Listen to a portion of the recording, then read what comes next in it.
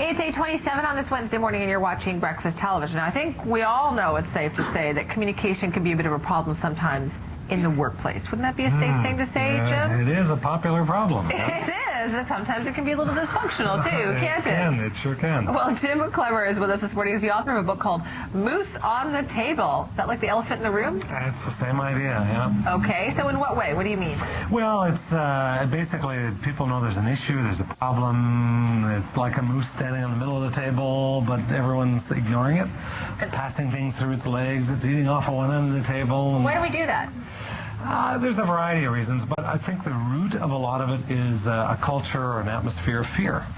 People, for one reason or another, sometimes it may be imagined fear, other times it may be that someone has been reprimanded or there's been a real repercussion to raising an issue or talking about a problem. Right. Now, this whole idea of this lack of communication in the workplace, this holds a lot of businesses back, and they probably don't even know it, right? Oh, absolutely it does, and it literally kills people. We have some clients who are in the whole area of health and safety and trying to build safer workplaces. And when people don't raise issues or problems or put concerns on the table, people can actually die from it. Okay, so who is it that it has a lack of communication problem? Is it the people in charge? Is it the employees? Like, where are we going wrong here? Well, the culture is ultimately established by managers and the people in charge. And so they determine the kind of environment that exists in any organization.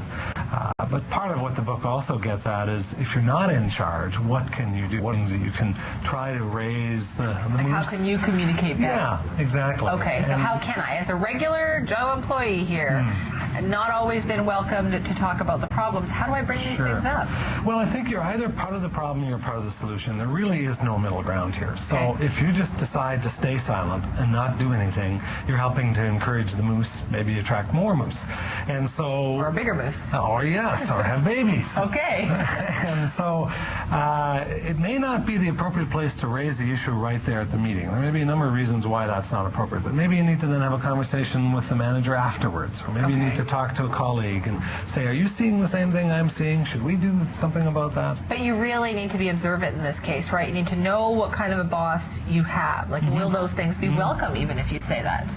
Yes, absolutely, and sometimes they're not, and that's part of what causes the problem. And so it may be that we have to find other ways to get the group to acknowledge that we need to talk about this or we need to deal with this issue in some way. Okay, so how would you suggest that somebody do that? Is it aligning yourself with other employees, do you think? It could well be. It could be understanding what is it that the boss or the rest of the team is trying to accomplish and how is this issue that's being avoided getting in the way. So maybe we can figure out how to get people on side like that. Or it might sometimes, I find the playfulness of the book itself and the concept, you can just bring out the idea of, am I smelling a moose? Is there a moose here? Do we need to deal with a moose? And just playing with that idea. Is anybody hearing what I'm hearing? Because I'm not thinking this is going to work. That kind of thing? Like, should it be funny about it? Sometimes humor can help, absolutely.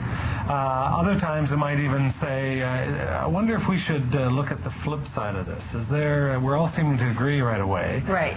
And trying to encourage maybe a bit of debate, a bit of discussion. It seems to me that what you're saying, though, is that it's all doable, but it's all about your approach and how you Absolutely. We've all been in situations where we've said it's not what he or she is saying that's got my back up, it's how they're saying it. Exactly. And so the approach is everything. When you meet with businesses and talk to them, can you get that through to the managers and the people in charge that they need to be more see now you're laughing already, so what is that like? That's part of the dilemma is the kinds of situations that create this moose problem are the ones, they're the ones where it's hard to break through sometimes. So again, it might be, well, they're frustrated because they're not getting the results that they're looking for, or the team isn't moving ahead like they want. So trying to link in to how perhaps lack of openness, lack of candor, lack of transparency is part of the problem. And nobody is immune from this, right? I mean, we're talking about NASA, we're talking like anybody can any business can have this happen. Yeah, absolutely. It's a very wide, all-ranging problem. Ironically, in today's world of technology and all the communication tools that are available to us, many organizations actually have less communication. They have more information, tons of emails flying around, but not having real good, open communication. Because we can avoid actually talking to somebody face-to-face now by leaving voicemail and emails and text messages, right? And some people do exactly that. They hide behind those, or they send off the flaming emails that they would never say in person. Don't do that. That's a bad. I can tell you that's a bad idea. All right. Well, listen, Jim, thank you very much for the advice this morning. For more information, check out our website, citytv.com/BT Vancouver. Here's Don.